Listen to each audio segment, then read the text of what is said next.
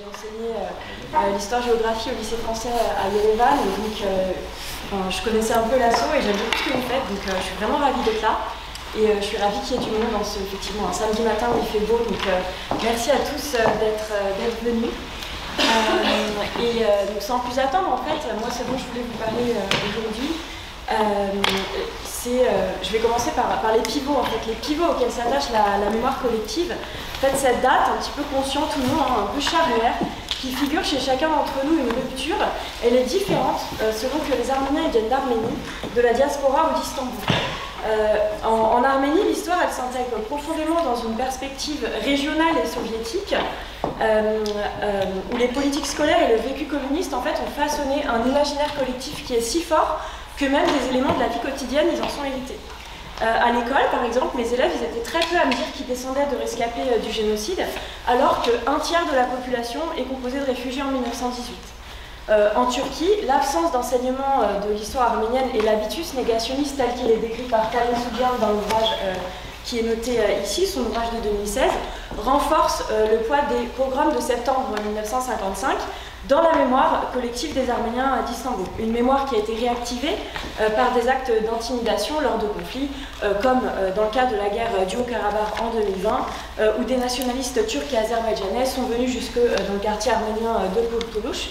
Mais pour le génocide sur le temps long, c'est Vincent qui en parlera bien mieux que moi. Et en diaspora, par contre, le génocide, il constitue cette espèce de clé de voûte de l'histoire arménienne, avec des institutions un peu indépendantes et des écoles qui ont finalement permis la préservation de la mémoire, à la différence des Arméniens de Turquie ou en URSS, où une telle transmission était impossible. Ça ne veut pas dire qu'il n'y a pas de mémoire, mais ça fonctionne autrement. Et en fait, finalement, la diaspora, ce sont les seuls qui, dans les années 20 et 30, parce que je vais surtout parler de ces années-là, peuvent encore enseigner une histoire arménienne qui soit celle de la nation. Et en fait, ça change tout en termes de mémoire collective et d'identité. Et donc, en fait, la question que je me suis posée, dans ma thèse, mais aussi pour cette présentation, c'est comment est-ce qu'on en arrive là ? Donc évidemment, j'ai 40-45 minutes, donc voilà, je ne vais pas entrer dans tous les détails. Et surtout, donc, comme ma thèse, elle se concentre sur les années 20 et 30, c'est surtout sur cette période que je vais me concentrer aujourd'hui.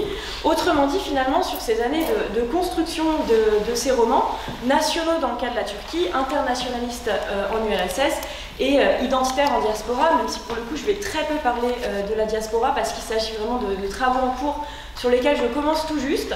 Je reviendrai pour commencer sur l'avant-guerre, pour que vous voyez bien quel est l'état des mondes scolaires arméniens avant et en sortie d'Empire, et on rentrera ensuite plus dans le vif du sujet, on parlera des projets éducatifs et de la fabrique de ce nouveau récit. Donc sans plus attendre, je vais vous parler des mondes scolaires arméniens avant 1914 et essayer de dresser un espèce de panorama rapide.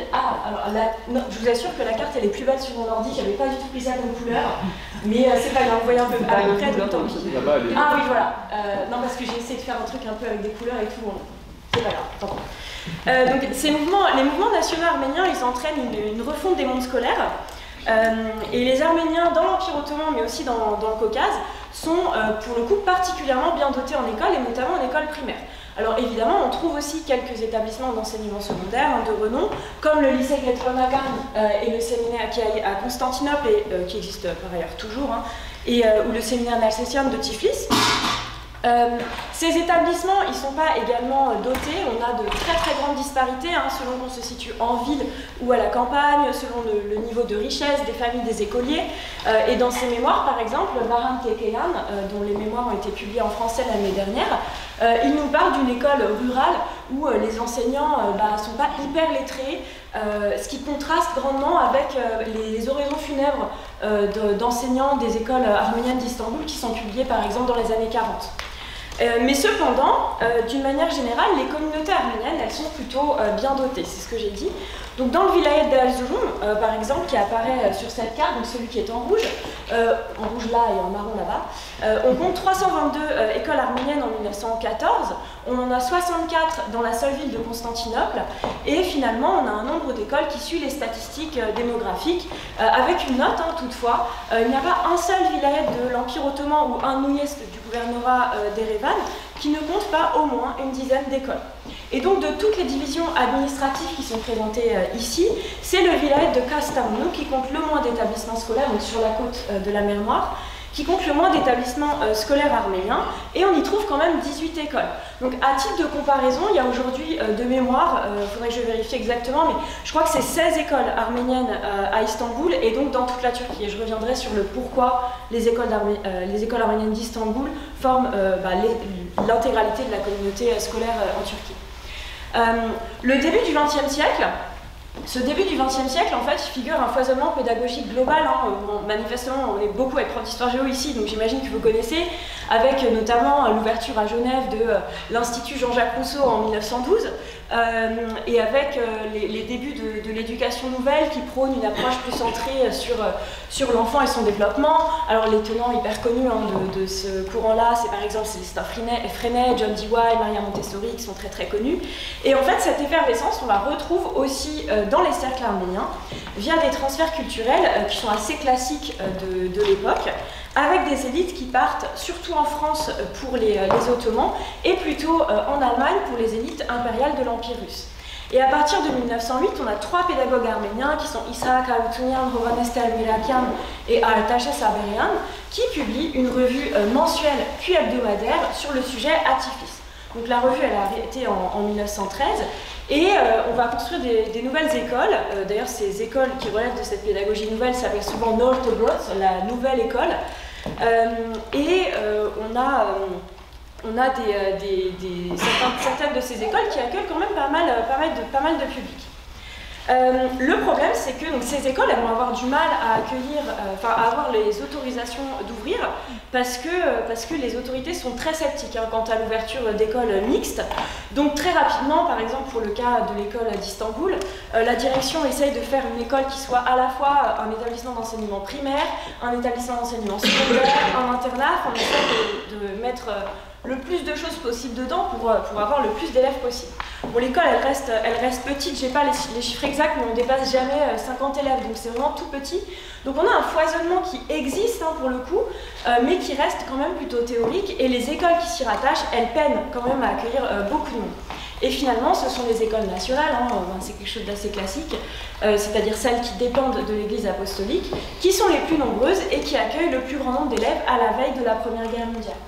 Et donc, une fois qu'on a dressé ce panorama très rapide du maillage scolaire au début du XXe siècle, je vais vous parler de supports pédagogiques qui sont utilisés dans ces écoles à travers un exemple qui est l'objet de la deuxième sous-partie, qui s'appelle Kamel, le petit voyage en Orient, et qui est un exemple de support pédagogique pour dire le territoire, finalement. En fait, on a une construction du récit national qui passe par des supports pédagogiques variés. Et l'ouvrage Kamel, le petit voyage en Orient, a été publié en Arménie occidentale, à Constantinople, en 1911. Juste pour ceux qui ne le savent pas, au cas où, donc il y a 2 langues arméniennes. L'Arménie occidentale, c'est la langue qui est parlée par les Arméniens de l'Empire ottoman et leurs descendants. Et on retrouve aujourd'hui la majorité des locuteurs en diaspora.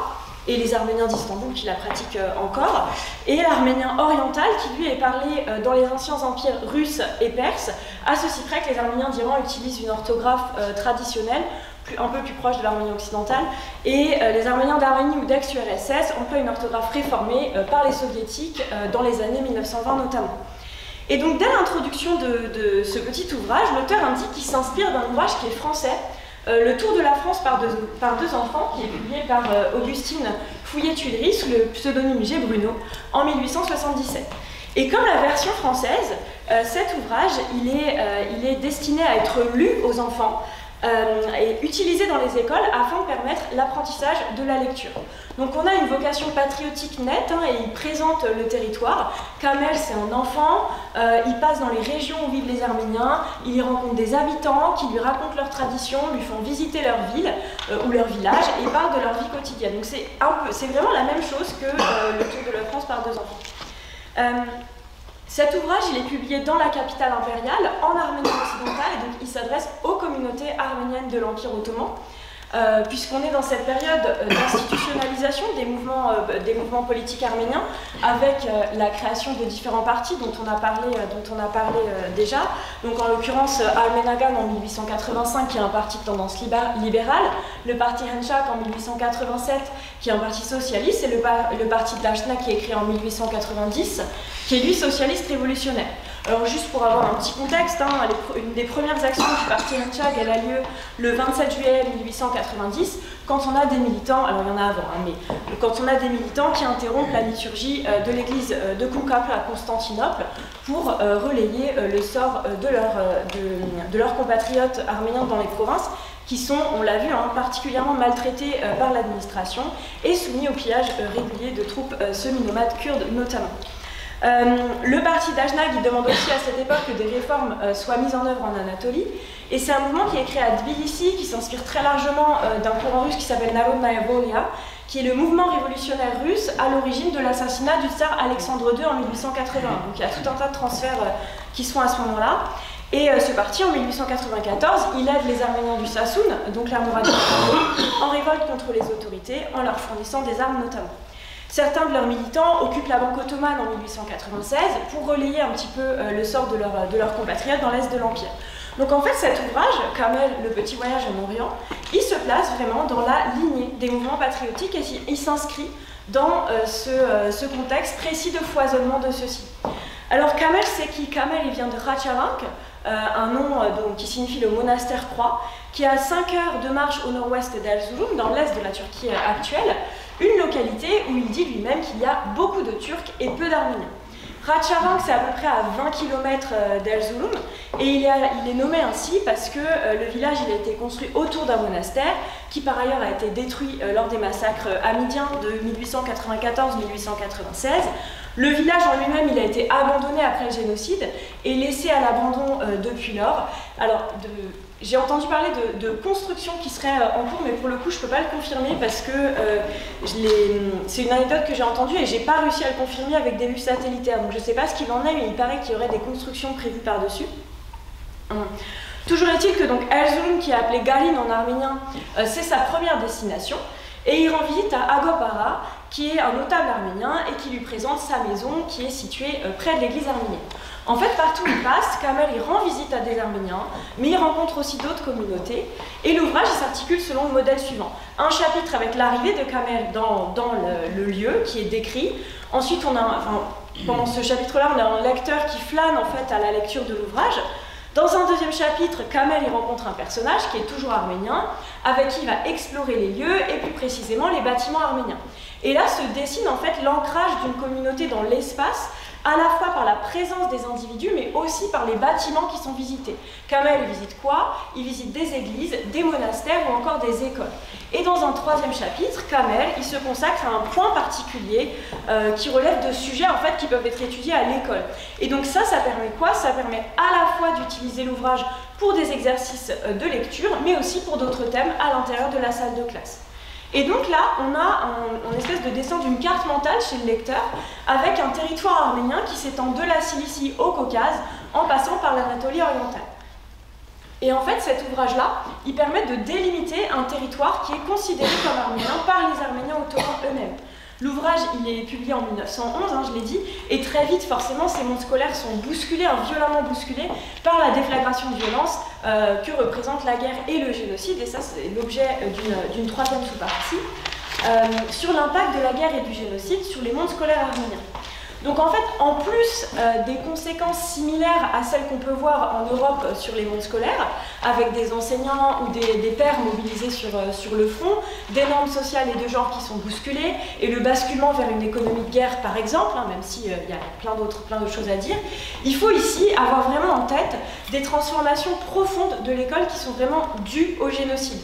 Les déportations, elles vont mettre le personnel scolaire comme les élèves sur les routes de l'exil, et dans ce cadre, de fait, les années scolaires, elles sont interrompues.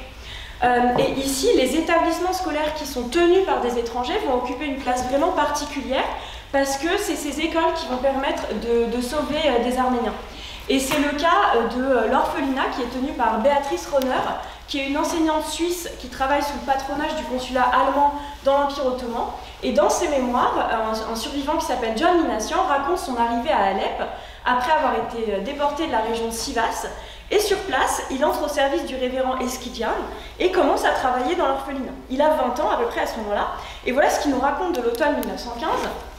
Il dit « Notre orphelinat a été pillé à maintes reprises. Toutes les filles plus âgées et adolescentes ont été emmenées jusqu'à ce que nous ne puissions plus continuer. On m'a conseillé de quitter mon emploi pour ma sécurité. Mademoiselle Ronner m'a assigné un poste d'enseignant dans son orphelinat afin que je puisse bénéficier de sa protection et de sa sécurité. » Je passe un peu sur la suite, mais vous voyez, dans cet extrait, on voit bien que ce qui sauve John Minassian, c'est le fait d'être devenu enseignant dans un orphelinat qui est géré par le consulat d'Allemagne. Et c'est comme ça que John Minassian parvient à échapper à la mort une deuxième fois. Sauf que John Minassian, il n'est pas du tout enseignant de profession. Et en fait, plus haut dans ses mémoires, il raconte comment la guerre l'a empêché de continuer sa scolarité. A priori, il n'est pas allé plus loin que le primaire. Et en fait, quand il arrive à Alep, lui, il va dans des écoles, mais pas du tout pour être prof, c'est parce qu'en fait, il veut devenir élève. Il veut voir si on ne peut pas le scolariser en tant qu'élève. Et finalement, d'élève à prof, bon bah voilà. Donc, lui, il est allé dans une école paroissiale grégorienne et il raconte que c'est justement grâce à ce passage dans l'institution qu'il a lui-même pu, je cite, apprendre l'histoire et la littérature de sa propre nation. Mais donc vous voyez ici se dessiner vraiment une école de l'urgence, hein, où on a des catégories qui sont vraiment bousculées et où le but finalement, au-delà d'apprendre les maths, la lecture ou l'histoire aux enfants, il s'agit surtout de sauver la vie d'Arméniens autant que faire se peut. Et en fait, cet enseignement de l'urgence, il est caractéristique de la guerre, mais aussi de la sortie d'Empire, où le conflit continue. L'école, elle se fait aussi et surtout dans des orphelinats qui accueillent des enfants qui sont rescapés du génocide. Et au Caucase, la plus grande structure, elle se trouve à Alexandropol, Gyumri aujourd'hui, donc en Arménie. Et c'est un orphelinat qui est géré par le Nearest Relief, qui administre pour le coup un certain nombre d'établissements au Caucase, mais aussi en Syrie, au Liban, en Grèce ou en Égypte. Ils accueillent beaucoup de petits Arméniens, mais ici, en fait, encore une fois, il n'est pas tant question, alors évidemment, on le fait, mais il n'est pas tant question d'apprendre l'histoire ou la géographie que de répondre en fait à l'urgence du présent. On enseigne les matières traditionnelles, mais l'heure n'est plus exactement au foisonnement pédagogique d'avant-guerre dont je parlais au début. Les apprentissages ils sont surtout techniques et ils doivent permettre de répondre à un besoin urgent de main-d'œuvre en fait, pour reconstruire le pays, mais aussi d'éviter que ces enfants ne deviennent des adultes indigents. Et donc ces enseignements professionnalisants, ils s'incarnent tout autant dans le présent que dans le futur. Sur la photo que vous voyez ici et là, on voit des enfants qui montrent les chaussettes qu'ils ont eux-mêmes reprisées. Alors plusieurs choses, les enfants ne sont pas forcément tous des garçons, c'est juste qu'on les a tondus pour éviter la propagation des poux notamment. Donc c'est pas forcément tous des garçons. Et cette photo, ensuite, elle est envoyée aux États-Unis et elle doit permettre au Nearest Relief de lever des fonds. D'où le côté très piteux, vraiment renforcé dans le cliché. Mais pour ce qui est des chaussettes, maintenant, pour le coup, ces chaussettes, elles sont importantes parce qu'en fait, elles doivent permettre aux enfants d'avoir les pieds au chaud en hiver. Il peut faire très très froid à Gyumri l'hiver avec des températures ressenties qui peuvent descendre jusqu'à moins 20 degrés à cause de l'altitude. Et par ailleurs, pour ce qui est des petites filles, savoir coudre, c'est un must hein, des normes de genre de l'époque. Pour les garçons, ça s'intègre notamment dans des formations de tailleurs.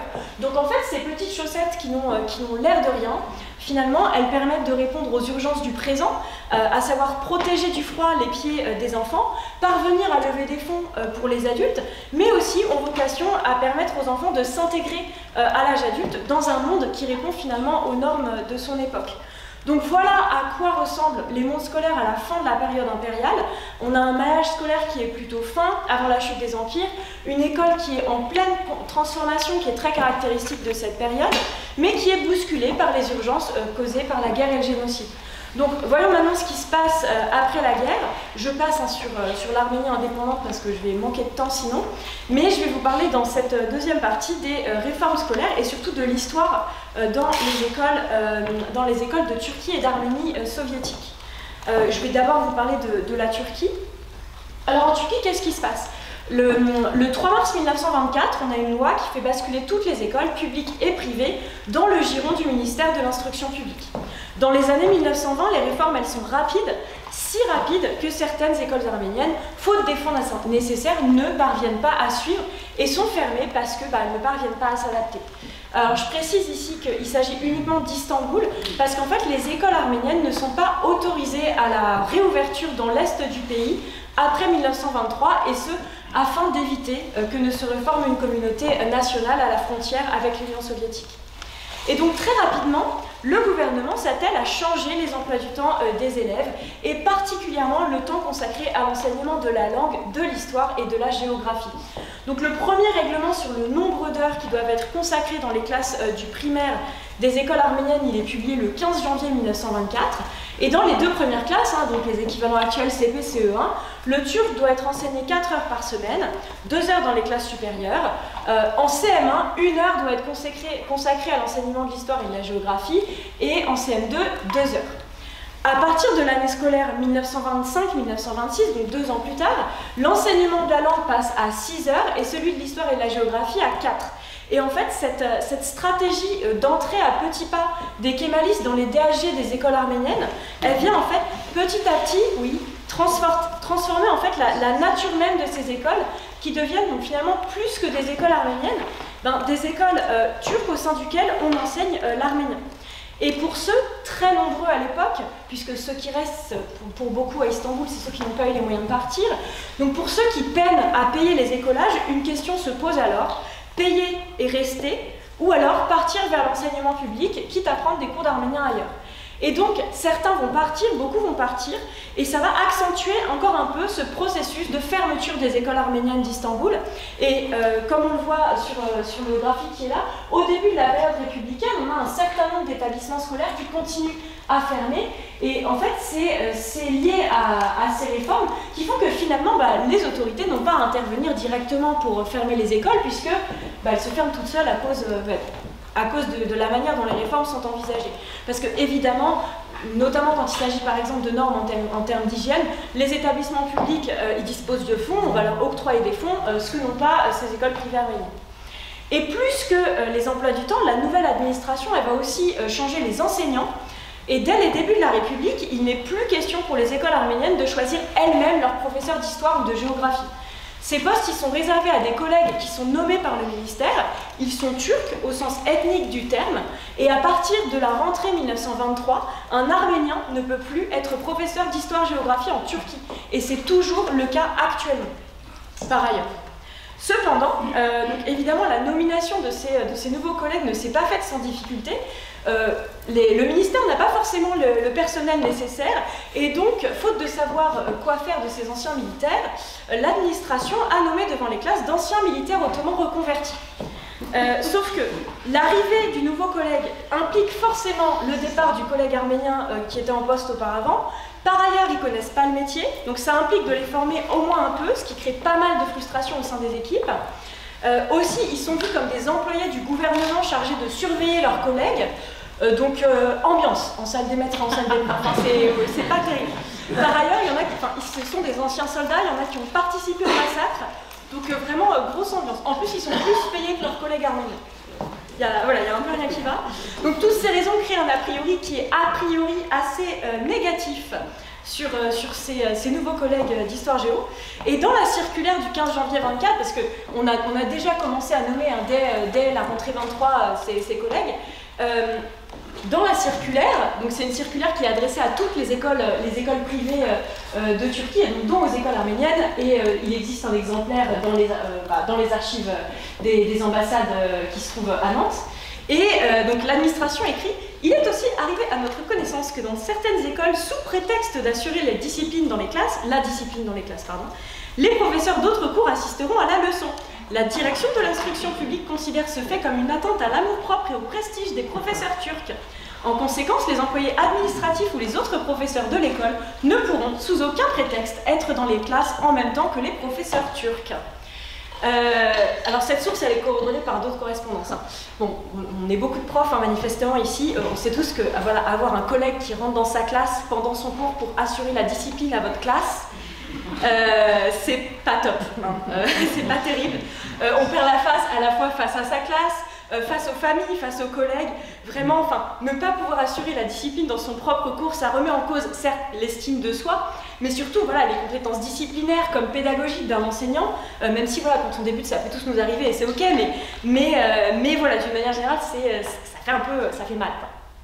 Et en fait, il est hyper difficile pour ces profs de retrouver une crédibilité quelconque en fait, face aux autres. Et le fait qu'il s'agisse de professeurs turcs face à des professeurs arméniens ajoute une dimension communautaire à l'humiliation individuelle. En fait, le ministère il reproche aux écoles privées du pays de montrer à tous, enfants compris, que les professeurs turcs sont moins compétents que les autres. Donc en plus de les traiter comme des parias, ils sont traités comme des incapables. Et dans la mesure où, alors là c'est une histoire pour une autre fois, mais la figure de l'enseignant en Turquie, elle sert un peu de modèle, puisqu'il est un soldat de la lumière face à l'obscurantisme dans le modèle kémaliste, garant de la turcité de tous. En fait, remettre en cause sa légitimité, ça revient finalement à remettre en cause l'idéologie dans son ensemble. Et ça ne va pas du tout plaire aux autorités. Donc de fait, vous voyez, donc, les cadres de l'enseignement de l'histoire sont particulièrement bousculés au sein des écoles arméniennes de Turquie dès le début des années 20, et on voit nettement une volonté des autorités de s'approprier à la fois les mondes scolaires, mais aussi de mettre en place des cadres très rigides, hein, destinés à assurer la formation d'un roman national très très contrôlé. Donc ça c'est pour la Turquie. Voyons maintenant ce qui se passe du côté soviétique. Alors les soviétiques, ils introduisent très tôt la méthode des complexes dans les établissements scolaires du primaire. Donc les enseignements sont par ailleurs remaniés et l'histoire, elle va être fondue au sein d'un bloc qu'on appelle sciences sociales, Hasarakidutum en arménien, qui comprend un enseignement historique divisé en deux branches, l'histoire générale et l'histoire du travail, mais aussi la géographie par exemple.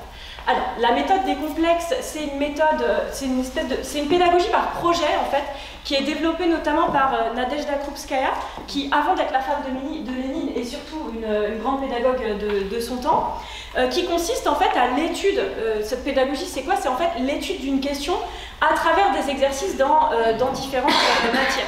Donc à ce titre, il n'est pas rare par exemple de voir des classes, des publics scolaires aller visiter des usines et puis ensuite ils vont faire des exercices par rapport à cette visite. Alors calculer, je sais pas, calculer le périmètre de l'usine, une dictée sur les ouvriers, enfin ce genre de choses.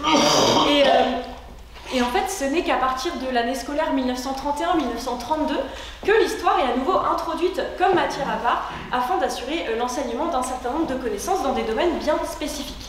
Avec voilà, des apprentissages plus spécifiques, des examens, enfin voilà, on remet un peu ce fonctionnement par matière au début des années 30. Et un an plus tard, donc en 1932, on va avoir des programmes qui vont être standardisés et définis plus en détail. Et à ce titre, bon, on a des manuels scolaires pour le coup de sciences sociales qui sont publiés dès 1924. Et ce qui est intéressant, mais j'en parlerai plus dans la partie suivante, c'est que le programme scolaire d'histoire, il est vraiment focalisé sur les révolutions et les bouleversements contre l'ordre établi. Dans le manuel Nouvelle Histoire aussi ça veut tout dire, hein, qui est publié à Erevan en 1924, ce manuel il couvre une période qui va de la réforme à la Première Guerre mondiale et il est essentiellement question de révolution. Et d'ailleurs, c'est intéressant de noter qu'il est question de révolution essentiellement en Europe et aux États-Unis et finalement très peu d'Eurasie ou de république soviétique. Ce programme, en fait, il s'inscrit dans une volonté de présenter l'idéologie dans la perspective d'une marche globale vers le socialisme, plus que de présenter l'URSS à ses ressortissants. Les histoires nationales, à ce titre, elles sont diluées dans des cours de langue nationale et étudiées à travers des œuvres qui sont mises entre les mains des élèves. Et donc, les cours d'histoire, à ce titre, ils sont envisagés un petit peu en dehors ça apparaît être un peu envisagé en dehors des politiques de Kalenizatia. Alors, la Kalenizatia, c'est quoi? C'est une politique qui prône, et là je cite un article de Georges Libert de 91, l'égalité entre les langues et les cultures vis-à-vis de la culture et de la langue russe, et qui devait, en théorie, renforcer la position des non-russes et les promouvoir à des postes de commandement. À l'école, ça se manifeste par un enseignement qui est bilingue, donc russe et arménien en Arménie soviétique pour le coup, avec une dotation globale, dotation égale entre les deux langues.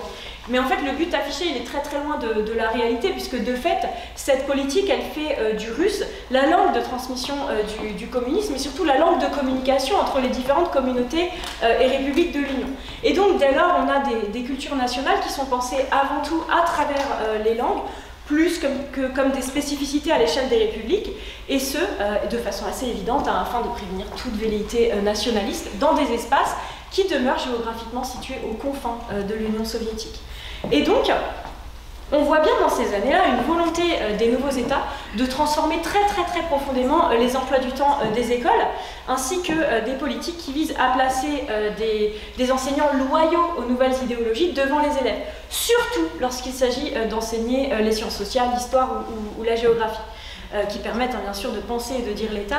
Alors j'aurais voulu vous parler de la diaspora dans ce cadre-là, mais pour le coup c'est vraiment un travail que je viens tout juste de commencer à travers le cas de l'école Toglo de Sassel qui se trouve au Rincy, et j'ai pas encore assez d'éléments pour pouvoir présenter ça plus en avant, donc ça sera pour une prochaine fois, il faudra revenir à la Courneuve. Mais ce que je peux vous dire toutefois, c'est que en fait la diaspora c'est le seul espace où les Arméniens sont libres d'enseigner leur histoire.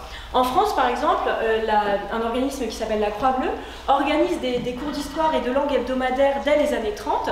Et ce qui se passe, c'est que comme une grande partie des réfugiés qui arrivent dans les années 20, c'était des adultes, le besoin d'école, il se fait sentir plus tard. Donc il y a quelques écoles qui existent déjà dans les années 30, donc une au Rincy, une autre à Sèvres, mais la grande partie des écoles arméniennes qui existent ici, elles sont ouvertes dans les années 50-60. Mais toujours est-il que les Arméniens peuvent à peu près enseigner, ils peuvent enseigner l'histoire dans ces cours du dimanche sans que ce soit un problème pour personne. Au Liban, là pour le coup c'est plus flagrant, puisqu'on a beaucoup d'écoles arméniennes dès les tout débuts.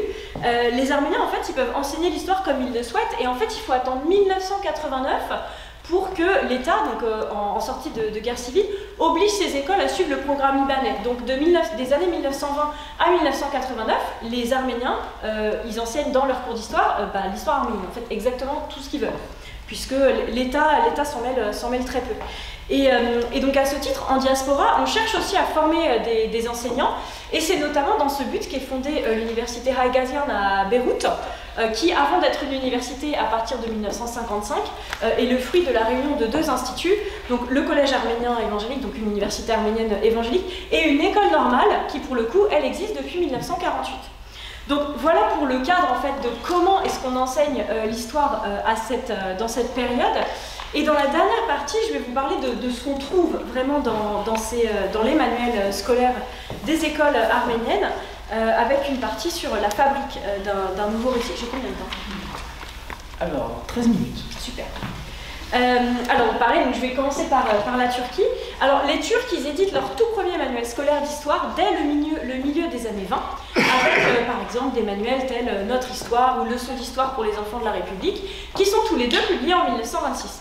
Toutefois, donc, le programme il est refondé en 1931, parallèlement à la création de la Société d'Histoire turque, et des manuels d'histoire sont publiés à cette occasion sur les 4 grandes périodes. Donc on a un manuel sur l'Antiquité, un sur le Moyen-Âge, un sur l'époque moderne et un autre sur l'époque contemporaine.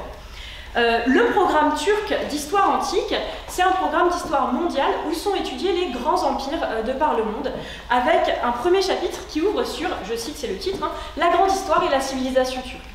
Le programme y suit les migrations des peuples turcs. L'ouvrage y part de la Chine, puis les questions de l'Asie centrale et des Scythes. Les élèves étudient ensuite l'Inde et les grands empires chaldéens, élamites et assyriens. Viennent ensuite l'Égypte, l'Anatolie, les Phéniciens, les Hébreux et l'Iran. Et il y a ensuite un chapitre consacré au bassin égéen, avec des focus sur Sparte et Athènes notamment. Et là, on évite très soigneusement de parler de monde grec, dans le sommaire de l'ouvrage, alors que tous les autres chapitres portent les noms du peuple qui est concerné et des États qui sont étudiés. Là, non. Le chapitre suivant, il est consacré à l'Italie ancienne et aux Étrusques. Et ce chapitre qui est consacré à l'histoire du bassin méditerranéen et à la construction de... On a un chapitre sur en gros le bassin méditerranéen et l'Empire romain jusqu'à sa chute. Et ce qui est intéressant, c'est vraiment de voir que les Grecs sont les seuls qui n'ont pas de vocabulaire, ils n'ont pas de nom. Ils n'ont pas de nom, il n'y a pas de monde grec.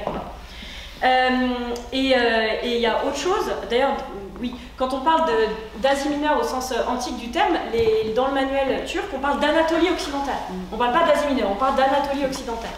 Et enfin, alors là, vous voyez bien, j'ai oublié quelqu'un, les Arméniens sont mentionnés qu'à 4 reprises, dont 2 dans l'index, alors même qu'il y a une partie de l'ouvrage qui est consacrée à l'Iran ancien et une autre à Rome, avec un point sur les relations entre Rome et les étrangers à la fin de l'ouvrage. Et pour le coup, il faut faire une sacrée pirouette intellectuelle, et c'est très peu aisé, d'étudier les relations entre Rome et les Parthes sans étudier l'Arménie de Tigrane le Grand au 1er siècle, puisque pour le coup, les Arméniens vont s'allier à l'un à l'autre, enfin voilà, et donc pour le coup, dans les relations entre Rome et l'Iran, l'Arménie est centrale à ce moment-là. Et donc en fait, ce qu'on voit ici, c'est que le sommaire, rien que dans le sommaire en fait, on voit bien qu'il s'agit d'historiciser finalement la présence turque dans la région, tout en taisant plus ou moins celle d'autres groupes. Les Grecs qui font partie d'un bassin égéen, donc on ne comprend pas trop qui sont les autres acteurs, puisque en fait le chapitre il décrit très précisément les monts grecs de Mycène au royaume hellénistique, sans les qualifier de monts grecs. Du reste, pour les manuels suivants, donc les Arméniens apparaissent une dizaine de fois dans le manuel d'histoire médiévale, notamment pour présenter la conquête de la région par les Mongols, puis par les Mamelouks. Ils apparaissent aussi une dizaine de fois dans le manuel d'histoire moderne. Et enfin, on les retrouve à environ 20 reprises dans le manuel d'histoire contemporaine, dont 15 fois sur la même page, pour parler de la guerre arméno-turque de 1920. Quant au mot Erménistan, qui veut dire donc Arménie en turc, il apparaît une fois dans le manuel d'histoire moderne et 9 fois dans le manuel d'histoire contemporaine, soit pour mentionner l'Arménie comme une construction européenne issue des accords de Sykes-Picot de 1916, ou bien pour parler de la défaite de 1920. Et il convient d'ailleurs ici de noter que ce manuel d'histoire contemporaine de 1931, il commence avec la Première Guerre mondiale, avec la fin de la Première Guerre mondiale. Et en fait, cette guerre menée par les kémalistes contre le pouvoir en place, dans ce cadre, elle doit vraiment être comprise avec la même importance que la Révolution française de 1789 dans l'historiographie française, où en fait, on fait passer le monde des temps modernes, l'ancien régime, et c'est comme ça qu'il est qualifié, vers l'époque contemporaine, la modernité. C'est-à-dire qu'on change de livre, on change d'époque, on change de tout en fait.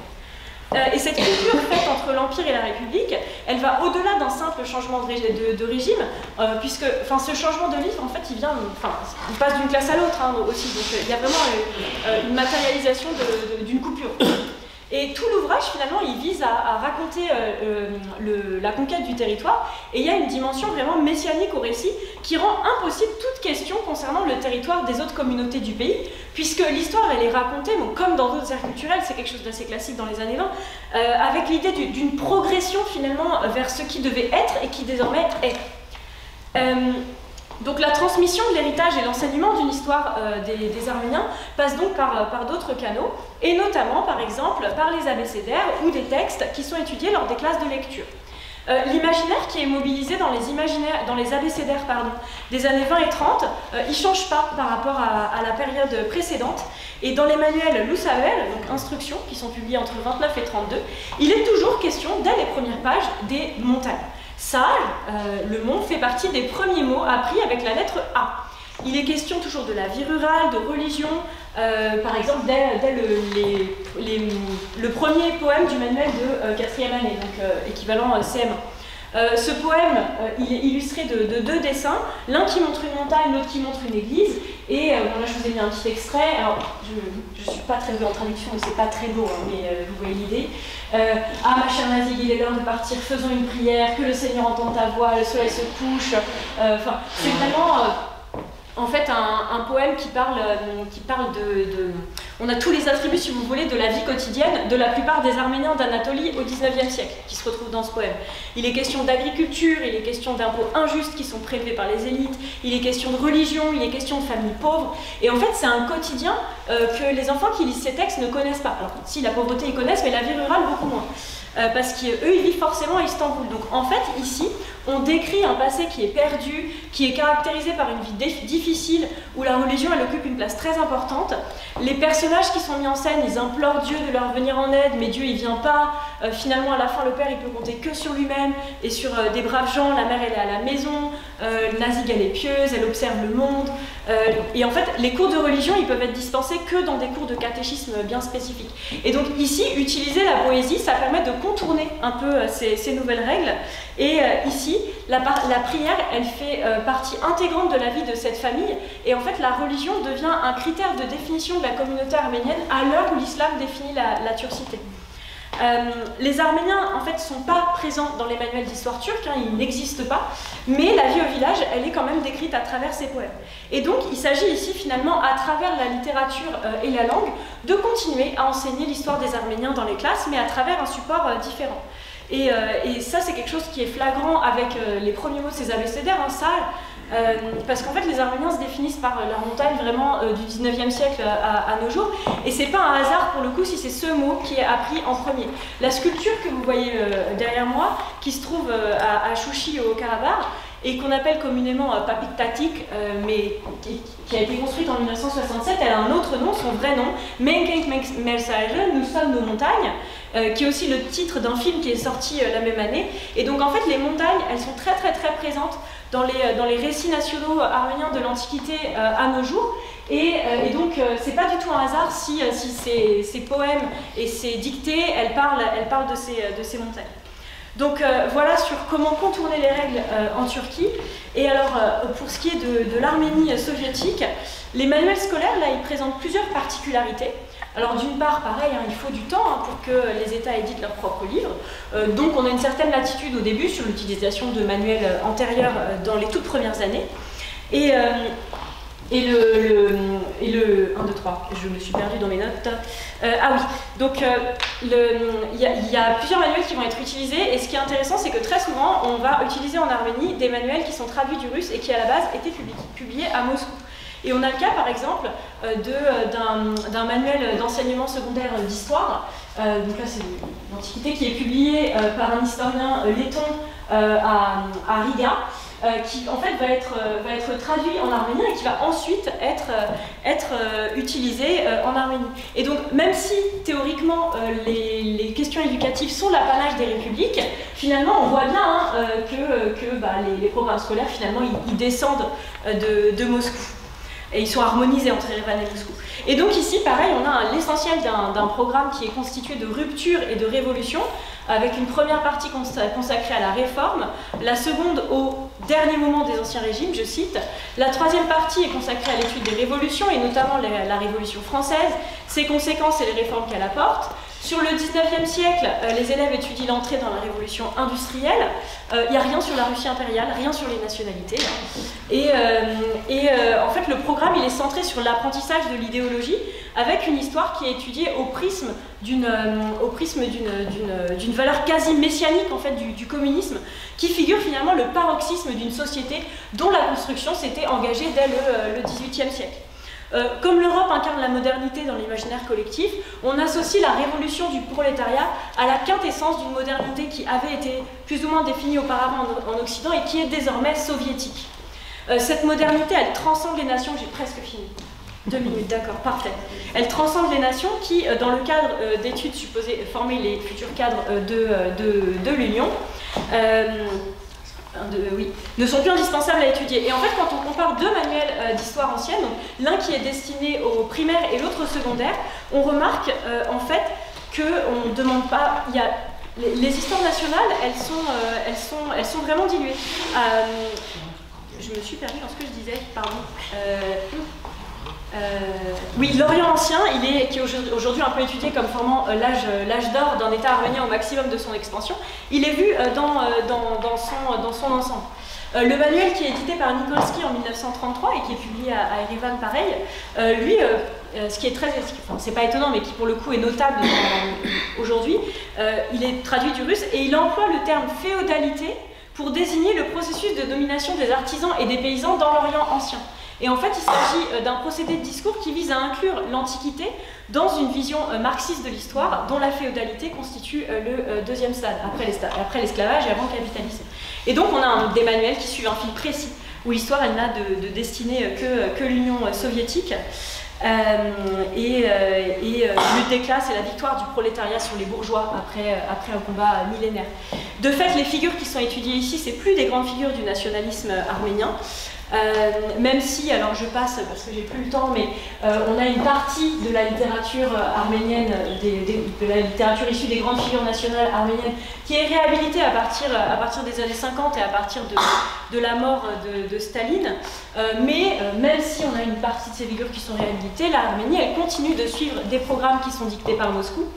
En fait, pour avoir un programme vraiment d'histoire nationale, il faut attendre la chute de l'URSS et les réformes des 35 dernières années. Donc en conclusion, finalement, ce qu'on voit, c'est que l'enseignement de l'histoire dans son ensemble est un élément clé des réformes mises en œuvre en Turquie et en Union soviétique dans les années 20 et 30.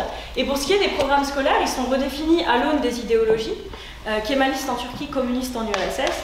Pour ce qui est des emplois du temps, l'histoire et la géographie deviennent rapidement des éléments centraux des emplois du temps des élèves, avec un nombre d'heures conséquent de part et d'autre de l'ARAX. Et en ce qui concerne les enseignants, en fait, on met devant les classes des adultes dont on ne doute pas de la loyauté, et finalement les savoirs pédagogiques et disciplinaires dans cette période passaient vraiment au second plan.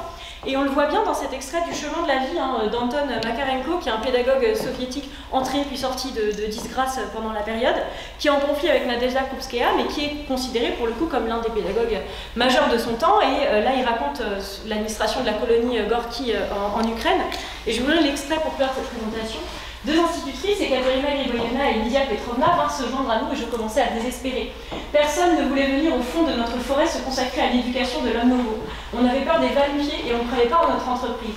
Enfin, à une assemblée d'instituteurs ruraux, je finis par découvrir deux êtres humains. D'après moi, leur bienfaisante influence féminine complétait heureusement nos cadres. Lydia Petrovna était une enfant à peine sortie de l'école secondaire et toute chaude encore des soins maternels. Le directeur des services de l'instruction publique du département s'était étonné en signant sa nomination.